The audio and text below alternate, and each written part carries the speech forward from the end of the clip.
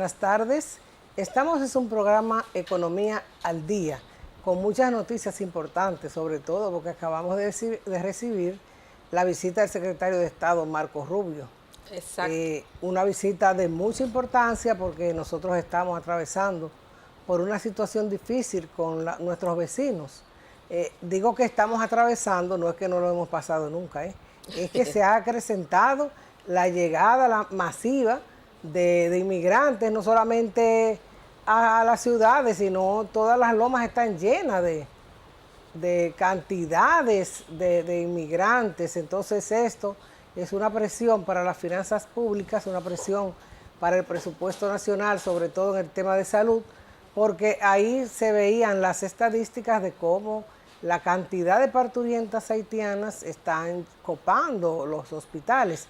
Eso es una presión para las finanzas públicas, así que bueno que el secretario de Estado, Marco Rubio, haya expresado la posición del Pentágono, ¿no? Que haya dicho que no es verdad que su visita esté relacionada con una presión para que la República Dominicana acepte inmigrantes haitianos. No, esa visita, Cándida, también ha resultado en alguna sorpresa para los dominicanos, porque hasta ahora no sabíamos que habían ingenieros del ejército de los Estados Unidos explorando las tierras raras de la República Dominicana. Yo no sé si tú lo sabías, pero a mí me sorprendió la información. Sí, claro que yo lo sabía, te lo había escrito, Carmen. Pero que militares. Militares. Ya. O sea, desde hace varios años yo me hice eco de una investigación de la Pucamaima, que la hizo el investigador, uno de ellos, porque fueron varios, fue el profesor, el economista investigador Luis Vargas, Luis Humberto Vargas. Tú recuerdas que nosotros hemos traído este programa. Vargas hizo una publicación en un boletín del Ministerio de Energía y Minas, donde explicaba cómo había un hallazgo de tierras raras en la provincia de Pedernales. O sea, el trabajo en el boletín de minería no era específicamente sobre eso. Hablaba sobre la cantidad de recursos mineros que tiene la República Dominicana en la frontera. Sí. En la zona fronteriza, a pesar de la pobreza y de las situaciones de calamidades que pasa su gente allí, es una zona bastante rica. Él explicaba cada una de las zonas de la provincia fronteriza, la cantidad de recursos mineros que tenía. En esa parte, cuando tocaba a Pedernales, me llamó la atención, porque como todos saben, yo soy nativa de Pedernales. Pues cuando vi y comencé a investigar y a leer todo lo que había arrojado esa investigación, efectivamente ahí se hablaba de las tierras raras. En mi vida yo había escuchado eso. Me puse a verificar qué son las tierras raras y decía que es un componente. O sea, no son tierras per se, sino son minerales, un conjunto de minerales, 17 minerales que contribuyen con lo que es la industria de la alta tecnología. Exacto, Cándida. Pero parece que realmente el gobierno de los Estados Unidos está muy interesado en esos minerales, y sobre todo la gran expectativa de los norteamericanos es que las tierras raras de toda la zona del Caribe, así como algunas otras áreas estratégicas, caigan en manos de los chinos, que es su gran, que pienso que tiene que ver, que es parte importante de este recorrido que está haciendo el secretario de Estado Marco Rubio por la región. Bueno, toda la prensa internacional habla de que la visita de Marco Rubio a América Latina tiene que ver con, primero, el tema de la migración de muchos países, y segundo, la presión que se está ejerciendo en el Pentágono por la posición que está tomando China en la región. Uno de los inconvenientes son, incluso con otros países del Medio Oriente, es porque apoyan a los BRICS. Tú sabes que los países BRICS incluyen al Mercosur, ¿no? Exacto. ¿Y qué pasa? Dentro de eso están los países del ALBA, está Venezuela, están muy vinculados por la parte izquierda, está Nicaragua, que son países que, dice Rubio, junto con Cuba, no son democráticos. Entonces ahí viene la presión por esa parte y sobre todo porque China ha estado tomando un papel importante en lo que es el canal de Panamá. Entonces ese es un canal interoceánico donde hay dos océanos que pueden vincularse, puede fomentar lo que es el tráfico marítimo y eso perteneció a Estados Unidos porque hay que ver la historia. El presidente Roosevelt fue quien autorizó esa construcción del canal de Panamá. Entonces, de ahí hubo de todo. Hay que ver la historia, es bastante interesante porque hubo depresiones, hubo muerte, hubo locura en muchísimos funcionarios que se involucraron en esas negociaciones. Al final, en el 1999, Estados Unidos, mediante un tratado, el tratado Torrijos-Carter, le cede el canal de Panamá a Estados Unidos. No, a Panamá. A Panamá, perdón. Sí. A Panamá. Le ceden el canal a Panamá y de ahí en adelante, ahora Trump, el presidente de Estados Unidos, dice que el canal de Panamá está siendo subutilizado por los estadounidenses y además de que le están cobrando una tarifa excesivamente cara, que Panamá niega. Están en esas discusiones. Mientras tanto, Estados Unidos está haciendo su lobismo por la región en busca de recuperar el canal, recuperar su espacio que China le ha estado robando y además contribuir con sus aliados, como pasó con la República Dominicana, donde Rubio dice que República Dominicana es un país aliado que va a ayudar en el proyecto de exploración y explotación de tierras raras en Pedernales. Ese proyecto hace mucho tiempo que está recibiendo el apoyo del ejército de Estados Unidos. Eso no estaba a la vista ni al conocimiento de todo el mundo, eso se ha manejado con total discreción porque las informaciones tiene que darlas el presidente Luis Abinader. Bueno, Cándida, hasta ahora el recorrido, el periplo del señor Rubio ha sido bastante exitoso porque muchas de las medidas que se anuncian son más presión que otra cosa. En el caso de Panamá, por ejemplo, Panamá ya dijo que no iba a renovar los acuerdos que tiene con China.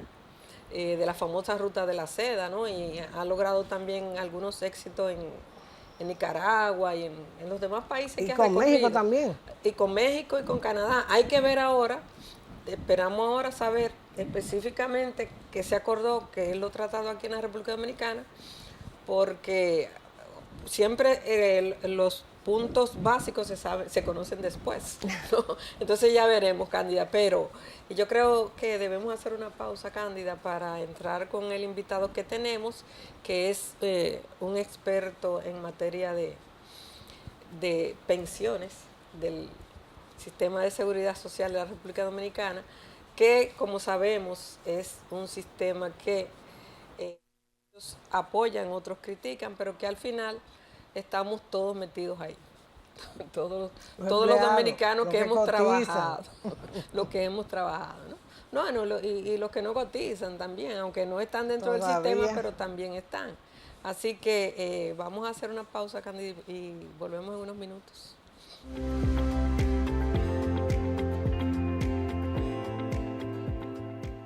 En 75 años, la labor del Banco Central ha beneficiado a la economía. La política monetaria por la estabilidad y el crecimiento, con medidas certeras y oportunas, ha abierto las puertas a múltiples oportunidades para la población. El trabajo continuo ha dado grandes frutos y ha hecho que gente como Carlos, María y Laura manejen sus recursos con mejores resultados. Banco Central de la República Dominicana. 75 años trabajando por una estabilidad que se siente. Las enfermedades crónicas como las cardiovasculares, la diabetes y el cáncer se han constituido en verdaderas pandemias y tienen una estrecha relación con la mala alimentación y el exceso de peso. Es por esto que en el INAVIE hemos reducido las grasas, la sal y más de 18 millones de libras de azúcar en los últimos 2 años.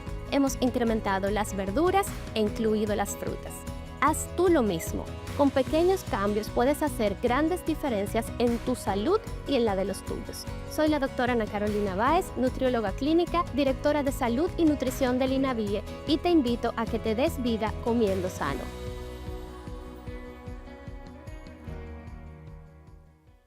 La vida es un viaje lleno de emociones, desde las mañanas aceleradas hasta esos fines de semana que recargan el alma. Cada camino que recorres merece más tranquilidad. Por eso, tu seguro de vehículo ahora es Vía Reservas. Nuestros planes van contigo para que te sientas más seguro en cada trayecto. Elige Vía Reservas. Seguridad en tu ruta, tranquilidad en tu vida. Seguros Reservas. Respaldamos tu mañana.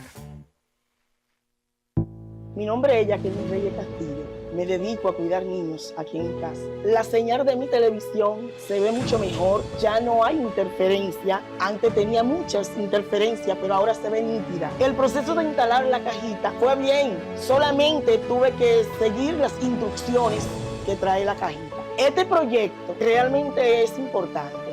Muchas personas, al igual que yo, van a estar felices. Yo por mi niño que cuido, porque puedo ponerle programas educativos. Ahora yo tengo mejor imagen gracias a la televisión terrestre digital.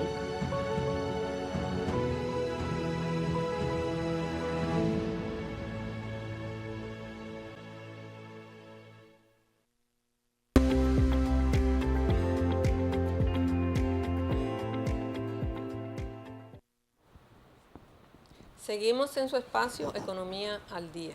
Tenemos con nosotros al señor Pedro Alcántara, quien es especialista en seguridad social en el área de pensiones, que es un área bastante, digamos que un poco polémica en el país, ¿no? Porque tenemos un sistema de pensiones, tenemos dos sistemas de pensiones, ¿no? Que es el de la nueva ley de seguridad social, y tenemos el sistema viejo de reparto, ¿no?, de la seguridad social. A mí me gustaría que, antes de que comencemos a hacerles preguntas sobre el tema, ¿no?, que incumbe a todos, incluso a los que tenemos algún tipo de pensión, que me hicieran un panorama, nos hicieran una panorámica de cómo está esa área en la República Dominicana. Hola, mi nombre es Pedro Alcántara, yo soy abogado. Realmente los estudios que realicé de especialización fueron en Derecho Bancario y Legislación Financiera, pero eso tiene que ver mucho con el área de pensiones, al igual con la experiencia transcurrida a través de los años en algunas instituciones públicas, dando asesoría o trabajando como abogado como tal. El sistema de pensiones de República Dominicana cambió en el 2001 con la Ley de Seguridad Social. En el 2003 inicia a trabajar con lo que todo el mundo conoce como AFP, que es un sistema de capitalización individual, funciona por aportes de cada trabajador a una cuenta particular, la cual en futuro es utilizada para su pensión. Antes de ahí había un sistema de reparto, un reparto general, más bien fraccionado en distintas instituciones públicas. Digamos que los maestros tienen un sistema, o tienen todavía INAVIMA, Instituto Nacional de Bienestar Magisterial, el famoso ISPOL de la policía, que ahora lo administra la Dirección de Jubilaciones y Pensiones, Fuerzas Armadas, Universidad Autónoma de Santo Domingo, Junta Central Electoral, Banco Central, etc. Y ese fraccionamiento no permitía que una persona pudiera universalizar su trabajo. Y lo que viene a trabajar esta Ley de Seguridad Social 8701 es con el propósito de universalizar el trabajo de las personas, que no porque tú trabajes en A y luego vayas a B, puedas perder ese trabajo que hayas realizado en A. Y el panorama en que nos encontramos ahora es el desarrollo de esta ley, de la 8701, en el ámbito de pensiones, más bien la forma de captar fondos de capitalización individual y poder prever la forma como nos vamos a pensionar. Hasta ahora, ¿cuántas personas se están beneficiando de pensiones, si es posible saber, del nuevo régimen, y hasta cuándo usted cree que puede estar funcionando el sistema antiguo? El sistema antiguo tiene un pasivo todavía de personas que tienen derechos acumulados en esa ley. Digo la cifra de memoria, puedo ser inexacto, pero de ese pasivo corresponde a algunas 27.000 personas aproximadamente. Entre 27.000 y 30 y tantos mil personas tienen derechos en esa ley todavía. Hay 150.000 pensionados, esa cifra puede cambiar, se puede verificar en la página de la Dirección General de Jubilaciones y Pensiones. Y de la nueva ley no hay pensionados como tal en el plan regular de pensiones, pensionados por vejez, porque la ley no tiene la edad todavía de que se cumple ese plan. Hablamos que se exigen 360 cotizaciones, que son aproximadamente 30 años de servicio, y del 2003 al 2025 que nos encontramos, esos 30 años no se pueden contar todavía.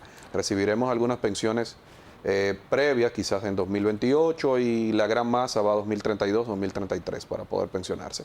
Hay otros sí que están pensionados por distintos planes alternativos que tiene esa ley, como una pensión por cesantía por edad avanzada, pensiones por discapacidad o enfermedad, y esas personas sí están disfrutando de algún beneficio de la ley 8701. De la nueva ley, pensé que esos caían dentro del régimen antiguo de reparto, ¿no? No, la nueva ley tiene una facultad, la cuenta de capitalización individual, para ponerle un ejemplo fácil de digerir, tiene un aseguramiento.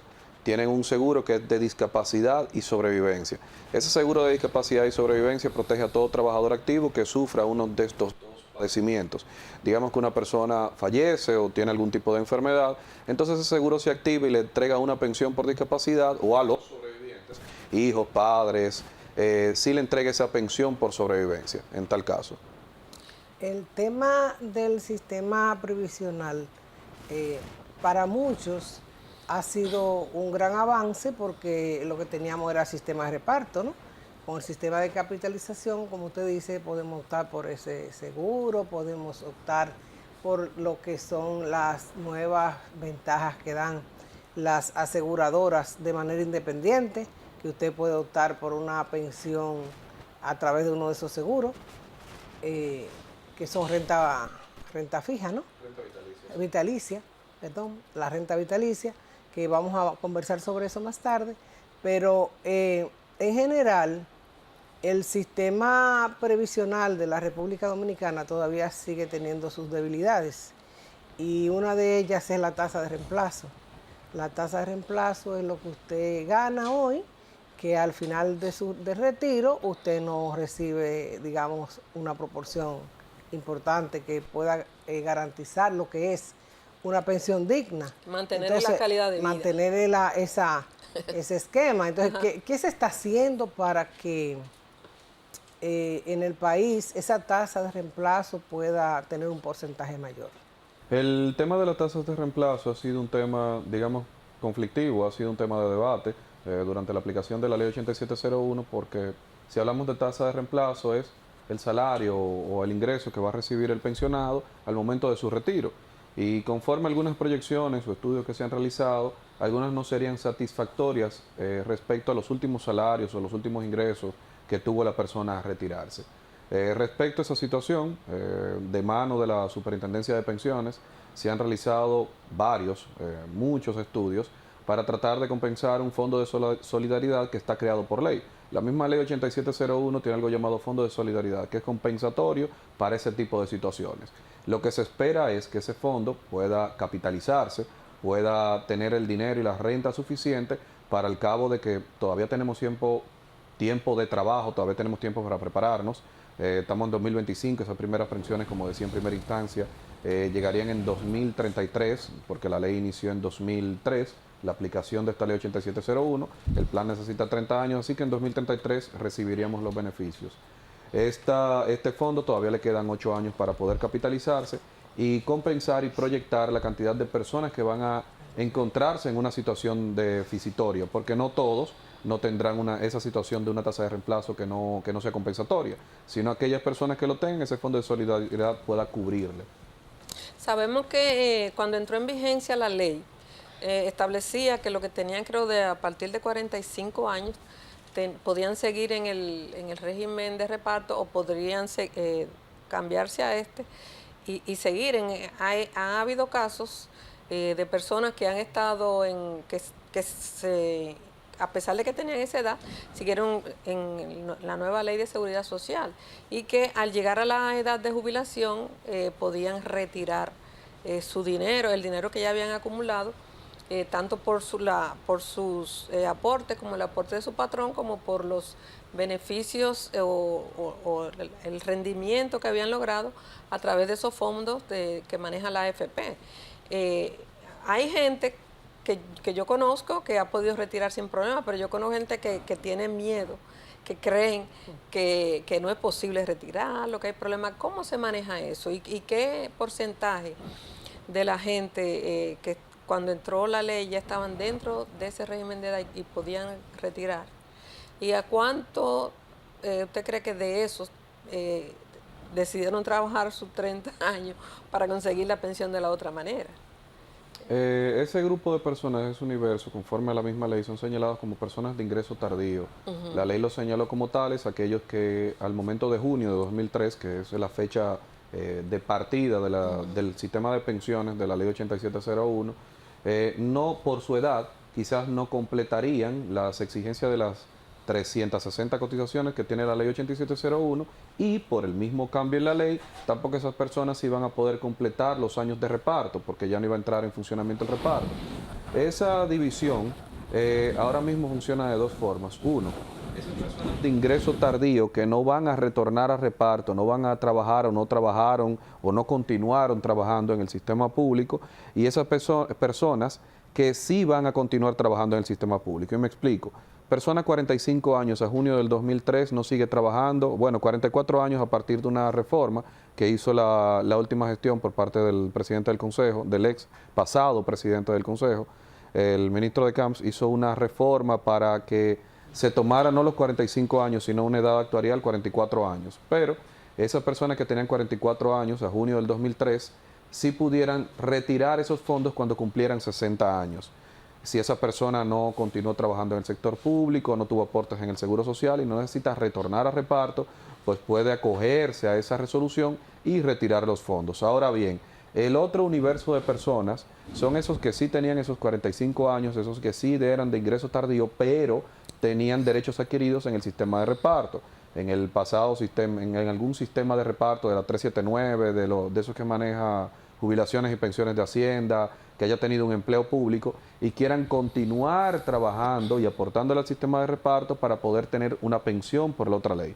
Esas personas pasan por un proceso, depositan una comunicación en la DIDA, en la Dirección de Información y Defensa de los Afiliados a la Seguridad Social, solicitando ese traspaso o retorno al sistema de reparto con el cual puedan terminar esos años y obtener esa pensión por antigua que ya tenían derechos adquiridos en el sistema de reparto pasado. O sea que son dos universos. Uno, los que van a retirar el dinero, que tenían 44 años al 2003, y otros que continuaron o continúan trabajando en el sector público y van a pensionarse por esa ley de reparto. Tomando en cuenta lo que hablaba con Cándida con relación a lo que le va a tocar a las personas cuando se pensionen, ¿no? ¿Hay alguna manera o se está de alguna forma tratando, porque se ha hablado mucho de la necesidad de reformar la ley? Ya sé que en todo caso cualquier tema que esté en eso ya está en otro ámbito, pero ¿sería sostenible en el tiempo este sistema sin hacer algún tipo de reforma? O porque como va caminando hasta ahora, la idea que tienen muchas personas es de que cuando tú te llegue la edad de jubilación, tú vas a ser una persona mucho más pobre de lo que fuiste en la vida, porque además de que vas a recibir muy poco dinero, te quitan el seguro médico y es una serie de temas que vienen, ¿no? Exacto, que mucha gente se lo piensa. Incluso eso hace que mucha gente diga cualquiera se va. Yo sé que en el caso del área médica de la ARS no está dentro de su ámbito, ¿no? Pero sí dentro del sistema de pensiones. ¿Qué se puede hacer para que sabemos que ahora mismo la economía, por lo menos los recursos de la banca descansan bastante en esos recursos que se han recolectado a través de la AFP, que son bastante, ¿no? Pero una cosa es el dinero que está en los bancos, el manejo que están haciendo la AFP, que a mí me consta de que los rendimientos en algunos casos son bastante buenos, pero al final, el dueño del dinero, que se supone que es el trabajador, al parecer no le va a ir tan bien. Entonces, ¿en qué se está pensando? ¿Qué se puede hacer con relación a eso? Parte de la estrategia que se ha desarrollado desde el gobierno y la que, eso lo digo a título personal, la que se debe desarrollar es calmar esa misma incertidumbre porque es mayor que el temor real. Y me explico por qué. Hay una situación, la pasada ley de reparto sí tenía montos fijos con que la persona se iba a pensionar. Inmediatamente un trabajador entraba a una empresa, podía saber que el 60% de su salario era lo que él iba a recibir cuando se retirara, que ese era el monto mínimo de pensión, 60, 70, 80. Ahora bien, a la ley de seguridad social, la nueva, capitalización individual, no decirle al trabajador esos montos fijos, sino tu pensión dependerá de cuánto tú aportes, crea una incertidumbre en la población porque no sabía calcular o no puede prever cuánto va a obtener al momento de su retiro. Ese tema de esa incertidumbre le toca a una acción comunicacional de parte de esas mismas administradoras, de parte del gobierno, tratar de hacer entender a la gente cómo se compensaría ese fondo y cuánto iría recibiendo, porque al no ser montos fijos establecidos por ley, entonces sí genera ese desánimo de poder decir, bueno, no sé cuánto va a ser y lo que hace es que me llevo de lo que el otro va a decir, que las tasas de reemplazo están bajas, pero no se ha calculado a título personal, él no ha dicho, no sé yo cuánto voy a tener. Y se tiende a escuchar mejor la noticia desalentadora. De todas maneras, sí, como lo dije anteriormente, sí tiene un fondo de solidaridad esa ley, Exacto. pero ese fondo de solidaridad viene a compensar para ponértelo en un 50, en un 60, en un 70, y eso dependerá conforme a la escala del trabajador y conforme a cómo pueda estar ese fondo. Esta ley tiene un componente un poco más económico que la ley anterior. La ley anterior era un poco más solidaria, de decirte, bueno, tú vas a tener un 60, ¿dónde van a salir los fondos? No sé. Y ese es el tema de reparto, que no se ve más allá del esfuerzo gubernamental en conseguir y poder pensionar a esas personas. Eso cuesta, es costoso. Si no tenemos la cantidad suficiente de los trabajadores, funciona casi como una pirámide, como esa famosa pirámide que salieron en televisión y engañaban a las personas, porque el trabajador activo es que tiene que sostener el pago del que no está activo. Pero si no hay una suficiente, si la pirámide está invertida y no hay una suficiente cantidad de trabajadores activos que puedan sostener los inactivos, los fondos tienen que venir del Estado central y se tienen que transformar en eso que casi nadie queremos saber, llamado impuesto. O sea, tienen que salir o del combustible, tienen que salir de esas mismas tierras raras que hablaban hace un rato aquí mismo en el programa, o de cualquier tipo de acuerdo que República Dominicana entienda que pueda capitalizar y rentabilizar para poder sostener esa renta fija. Ahora bien, capitalización individual no lleva esa presión y esa responsabilidad por parte del Estado de decir, bueno, si los que están aquí no sostienen suficiente, no se pueden pensionar los de arriba, porque cada quien se pensiona con su dinero. Ahora, lo que la ley sí prevé es que si el dinero que tú tienes en tu cuenta, si es poco, si no da, pues yo como ley tengo un fondo de solidaridad que voy a compensar eso que no te dé para al menos un salario mínimo que tú obtengas, depende conforme al renglón donde te pensionaste. El sistema salarial que hay en la República Dominicana, que es bastante bajo, no influye mucho también en el alcance que pueda tener, porque por más que uno quiera aportar para tener una mejor pensión cuando pueda con los salarios que no te dan para ir al supermercado, es muy difícil que uno pueda hacer algún aporte extra. ¿Eso no es alguna retranca con relación Claro que al sí, futuro? hay un tema que los técnicos que trabajan el tema de pensiones hablan mucho, se llama densidad cotizacional. La densidad cotizacional no es más que cuánto yo voy aportando por tipo de trabajo que tengo. O sea, yo voy a poner un peso todos los meses durante 12 meses. Y la ley se hizo en base a una persona que trabajara 360 meses corridos en un empleo fijo y teniendo una densidad cotizacional buena. Ahora bien, ese tema de la falta de empleo me dice que, bueno, o una persona pierde el empleo, ¿qué pasa? Se ve afectado el cálculo, ya no van a ser 360 durante 360 meses corridos. Incluso se ve aportado la proyección del fondo de cómo va a subir. También una persona que tenga un salario bajo lo puede tener, es más importante, para ponerlo en perspectiva, que una persona tenga con un salario bajo muchas cotizaciones fijas a una persona intermitente con un salario alto. El salario que recibe la persona, quizás bajo, no es tan nocivo para una cuenta de capitalización individual, para una pensión, como la alternabilidad en esa cotización, porque funciona casi como una cuenta de banco. Si yo pongo un peso aquí y sigo poniendo un peso mañana pasado y tengo una constancia en ese aporte que yo hago a mi cuenta, yo voy a tener una pensión muy equivalente al salario que yo recibía. porque fue constante y se mantiene rentando ese fondo. Ahora, si yo hoy trabajo, pongo un trabajo de 100 pesos y pongo 2 pesos, mañana trabajo y tengo otro de 150, pongo 3, pero duró 6 meses ausente, ya ese fondo no se sigue alimentando. Y eso sí causa una ruptura en la renta de esa cuenta y en la capitalización de esa cuenta. Así que yo diría que quizás un tema de mayor conversación, que eso de la depresión salarial o lo bajo que puedan ser los salarios, es un tema de esa permanencia en el aporte a las cuentas. Es un tema más sensible que discutir, a pesar de que los salarios bajos afectan de una manera más indirecta. Podía un economista sentarse y decir, bueno, mira, como están hablando poco, los instrumentos financieros que se pueden comprar, pero eso es otra discusión financiera un poco más técnica. Pero usted ha traído un tema importante, ¿sabe por qué? ¿Sí? De la densidad. Porque en las discusiones que el sector empresarial ha tenido con el sector sindical, con el tema de salario, uno de los planteamientos del sector patronal fue que los empleados, mientras más tiempo duraban en una empresa, más costoso les salían. Por el tema de la cesantía. Ahí hablamos de un pasivo laboral que está ajeno a la seguridad social. Pero entonces, con el tema laboral, con el tema de las pensiones, si usted comienza a rotar y no tiene esa densidad, eso le va a afectar el tema final a la hora de su retiro. Entonces, ese es un tema que tiene que estar en la mesa de las discusiones cuando se esté hablando de alza salarial, de cesantía y de sistema previsional, porque una cosa va con la otra. Sobre todo que si perdiste tu empleo después de los 35 es muy difícil conseguir otro. En República Dominicana, con 35 años te piden hasta ser ingeniero de la NASA, ¿no?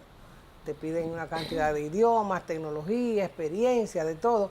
Contrario a cómo pasa en otros países ya más avanzados. Usted puede trabajar hasta viejito y la experiencia dice más. Porque si parece como que se le olvidó que hay un libro muy importante que se llama La Revolución de las Canas y la experiencia no improvisa. Sí. Cándida, vamos a hacer una pausa ahora y volvemos en unos minutos. Yo quiero que al volver hablemos del problema de la informalidad en la República Dominicana.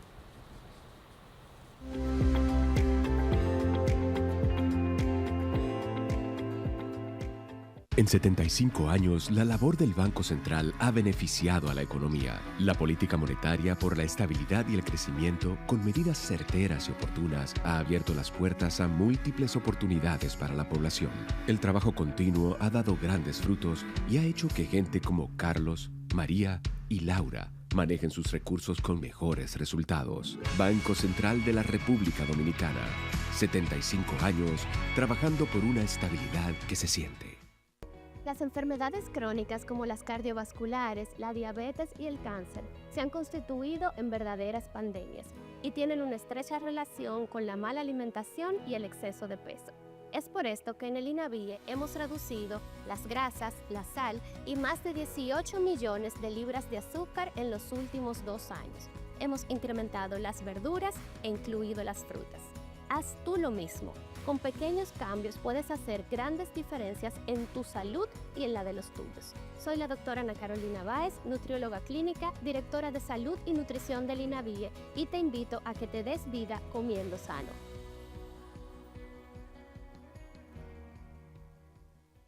La vida es un viaje lleno de emociones, desde las mañanas aceleradas hasta esos fines de semana que recargan el alma. Cada camino que recorres merece más tranquilidad. Por eso, tu seguro de vehículo ahora es Vía Reservas. Nuestros planes van contigo para que te sientas más seguro en cada trayecto. Elige Vía Reservas. Seguridad en tu ruta, tranquilidad en tu vida. Seguros Reservas. Respaldamos tu mañana.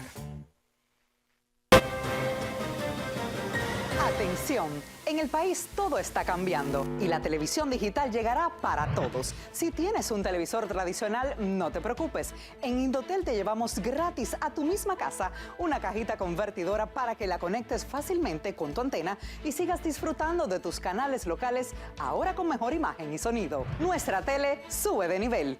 Muy importante, recuerda que la cajita es gratis y es una por familia, para que todos tengamos la oportunidad de disfrutar de televisión con calidad. Entérate de cuándo estaremos por tu comunidad a través de nuestros medios de comunicación.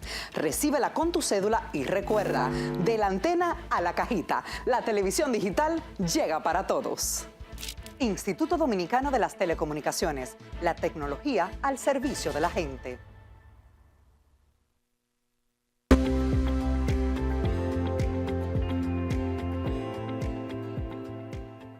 Alicia. Seguimos con Economía al Día. Antes de la pausa, yo le decía que quería hablar sobre el problema de la informalidad en la República Dominicana. Sabemos que una gran parte de las empresas dominicanas están dentro de la informalidad y si están en la informalidad, pues no cotizan.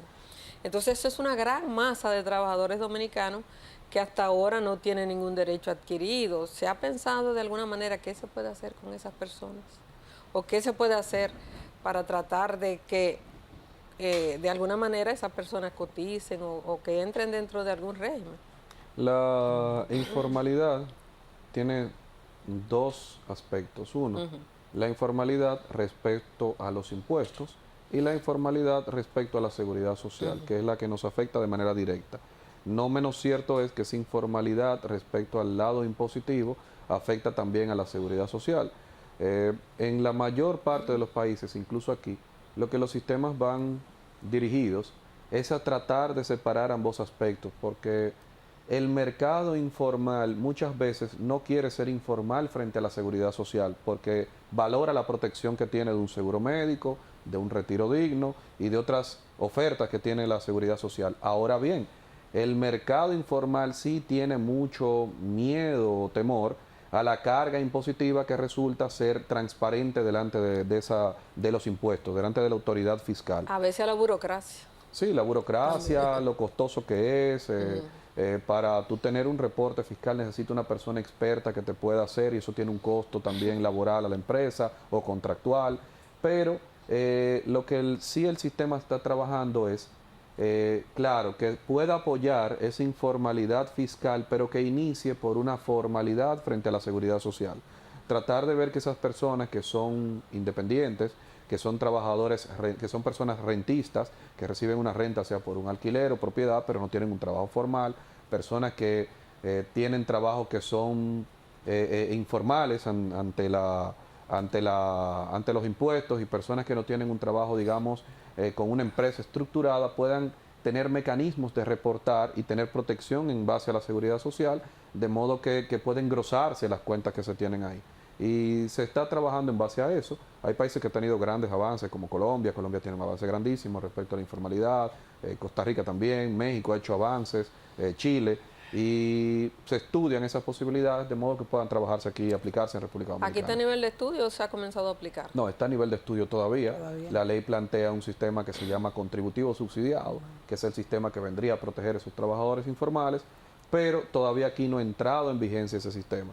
Todavía, por ejemplo, un abogado independiente no puede cotizarle de manera directa a la seguridad social si no hace una de las constituciones de empresas por como prefiera, SRL, IRL o cualquiera de las alternativas que existen, o persona física, pero si no tiene una de esas alternativas, entonces no puede cotizarle a la ley de seguridad social o al tema de la seguridad social.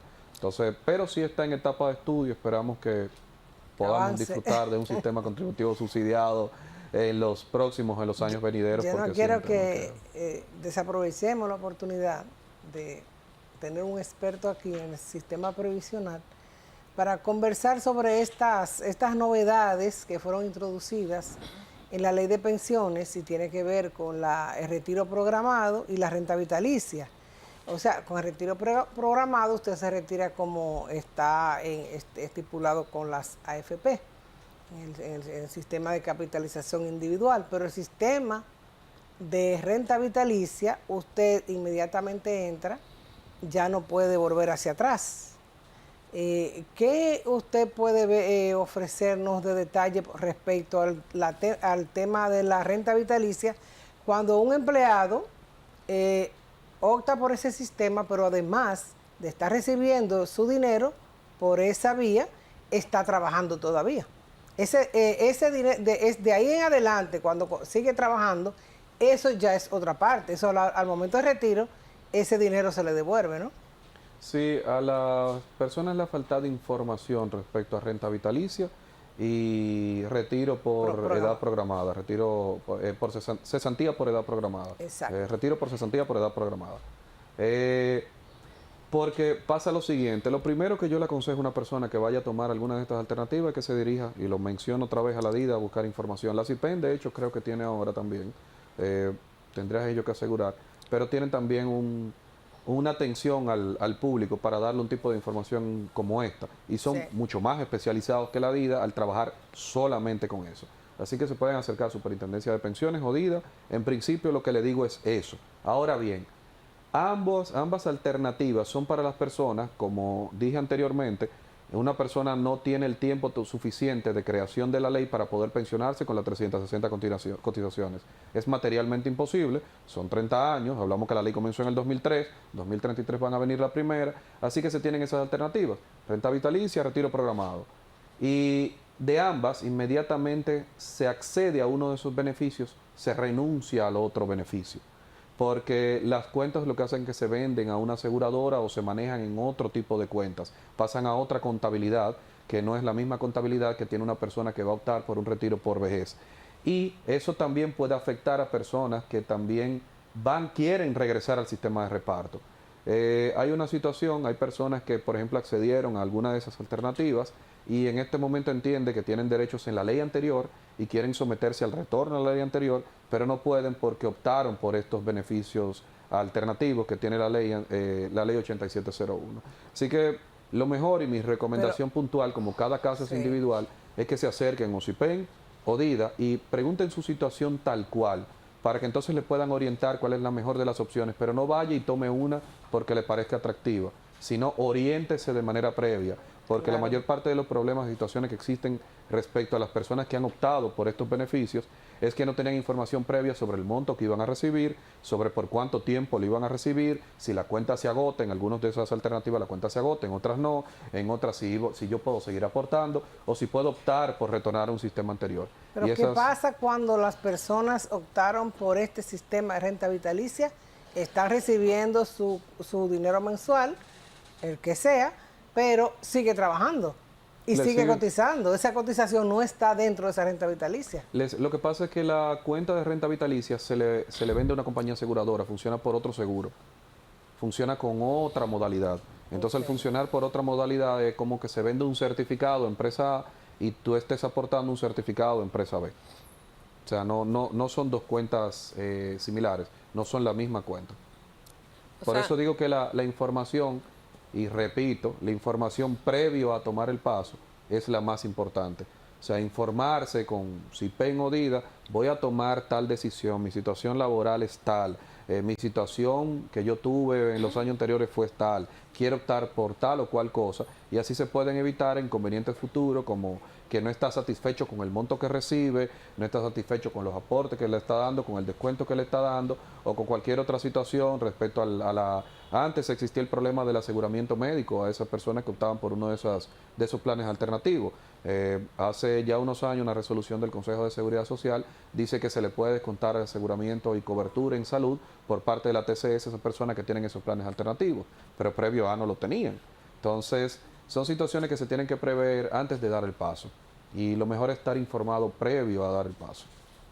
Eso quiere decir que los aportes que surjan después de haberse metido en ese plan sí pertenecen al empleado, sí pertenecen al cotizante. Sí, pertenecen, desde el principio todos pertenecen al cotizante. Sí. Pertenecen al cotizante hasta el momento mismo en que tú dices yo voy a optar por tal plan alternativo. Ajá. Y esa cuenta tuya se le va a ceder a una compañía aseguradora, pero previo a siempre son propiedad del cotizante. De hecho son propiedad del cotizante hasta ese punto porque vas a recibir un beneficio distinto. La renta vitalicia es casi una apuesta que hace la aseguradora al tiempo que tú vas a obtener pensión. Tú dices, para poder ampliar un poco más, ¿cómo funciona técnicamente? Tú tienes $1 millón en una administradora de fondo de pensión, tú dices, bueno, yo voy a optar por renta vitalicia, ese $1 millón, si yo opto por otra modalidad, va a ser consumible. O sea, hoy es $1 millón, mañana son 900,000, pasado mañana 800,000 y así sigue rebajando la cuenta, independientemente de la renta que pueda tener. Pero renta vitalicia, tú dices, no, yo prefiero vender ese $1 millón y que me garanticen una renta vitalicia en base a ese certificado y me van a pagar mensual durante el periodo que me quede de vida. Exacto. Pero ya el certificado no te pertenece porque ya tú lo pusiste en otra modalidad para poder recibir ese ingreso, garantizar ese ingreso durante Sí, vida lo que yo me tengas. refiero es, ok, yo cerré hoy, vamos a suponer, yo cerré hoy lo de la renta vitalicia con una aseguradora. Ya eso está cerrado, me está pagando hasta ese momento. Sí. Pero yo sigo trabajando de ahí en adelante. Ese de ahí en adelante, eso no es de la aseguradora. No es de la aseguradora. Esa renta va para el Es del Fondo de Seguridad cotizador. Social. Eso es del que está cotizando Ajá. y al momento de dejar de trabajar, pues va y busca su dinero. Sí. Se lo entregan. Sí. Eso es lo que la gente necesitaba saber. Bueno, busca su dinero si no está dentro de la edad, me imagino, ¿no? No, de claro, la pero ley. si pudo optar por el primer plan, ya va a estar dentro de los parámetros que le permitan el retiro anticipado. Retiro por edad avanzada. Por edad avanzada. Ok. Sí, o por ingreso tardío. Que eso. Exacto. Aunque nos quedan unos pocos minutos, a mí me gustaría, se hizo un intento, ¿no?, por meter a la trabajadora doméstica, tiene mucho que ver también con la informalidad, en el sistema. Parece que hubo tanta protesta y tantas cosas, ¿y eso en qué quedó eso? De hecho, el caso de domésticas, lamentable que no hayamos podido como sociedad tener esa inclusión dentro de la seguridad social. Habían grupos de intereses que por alguna razón u otra elevaron un recurso como la ley les faculta y fueron al tribunal para que no se pudiera ejecutar este plan. Este plan tenía el propósito, el de las domésticas, de ser el inicio del contributivo subsidiado, de ser un plan que aquel trabajador independiente pudiera ingresar a la seguridad social. ¿Por qué las trabajadoras domésticas? Primero, teníamos un acuerdo como sociedad, como república, que lo respaldaba. Segundo, son un grupo vulnerable. Tercero, quizás estadísticamente estaban mejor estructuradas que algunos otros grupos que pudiéramos identificar, que son independientes pero no se encuentran tan separados, y se dieron las razones y se dieron todas las variables para poder ejecutar este grupo. Ahora, legalmente los tribunales no quisieron, el Tribunal Constitucional ejerció su capacidad legal y su capacidad judicial de poder frenar ese proyecto, así que el proyecto se detuvo. No se tiene ese plan y simplemente se encuentra en una etapa de ver cómo se desarrolla dentro del contributivo subsidiado. Tendrá que desarrollarse en algún momento porque pertenece a la Convención 89, ¿no? Claro, no solo la Convención 89, sino la misma ley también plantea un contributivo subsidiado como tal. Claro. Y ella tendría que estar protegida, a pesar de que la familia no es una unidad económica, pero sí merecen una protección. Claro. Pero ya será desarrollar otra estrategia y otra forma para poder recuperar lo que ya se trabajó, porque hay un trabajo realizado respecto a eso. Hay mucha movilidad en ese sector también, pero Mucho. el tiempo se acabó. Así es. Hay Bueno, que despedirse muchísimas hasta el próximo gracias. sábado. Estaremos en otro espacio Economía. Y gracias por su intervención. Para mí un honor. Gracias.